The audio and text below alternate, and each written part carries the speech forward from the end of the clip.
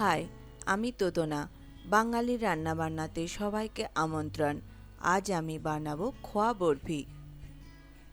এর জন্য খোয়া নিয়েছি 200 গ্রাম, কাজু বাদাম আর আলমন্ড নিয়েছি 10টা। এগুলো আমি সরু সরু করে কেটে নিয়েছি। 1 কাপের 4 ভাগের 3 ভাগ চিনি পাউডার করে নিয়েছি। ঘি 1 চামচ, আর লাগছে এলাচ গুঁড়ো। এখানে 3টে এলাচ আছে। প্রথমে খোয়া গ্রেট করে নেব।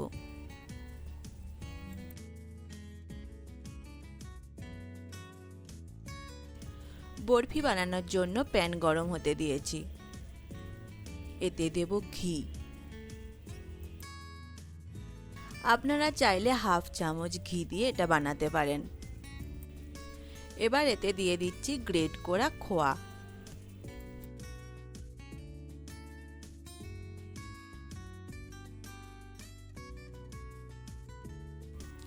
সামান্য একটু নাড়াচাড়া করে নেব। আর এতে দিয়ে দেব এলাচ গুঁড়ো। এটা আমি নাড়তে থাকবো 1 মিনিটের মতো। এতে খোয়া নরম হয়ে যাবে আর রঙটাও বদলে যাবে, একটু লালচে ভাব আসবে।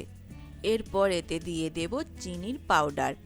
চিনির পাউডার খোয়ার সাথে মিশিয়ে নেব। চিনির পাউডার খোয়ার সাথে মিশে গেলে গ্যাস বন্ধ করে দেব। এরপর এটা আমি নাড়তে থাকবো 1 মিনিট ধরে। এই মিশ্রণটা ঢালার জন্য একটা প্লেট নেব। এতে সামান্য ঘি মাখিয়ে নেব। ঘি মাখানো প্লেটে এটা ঢেলে নেব। ওপরে ছড়িয়ে দেব কাজু আলমন্ড কুচানো।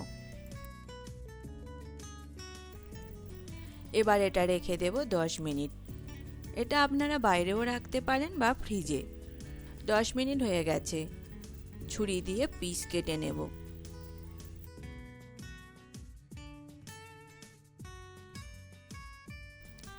আবার এটা রেখে দেব 30 মিনিট।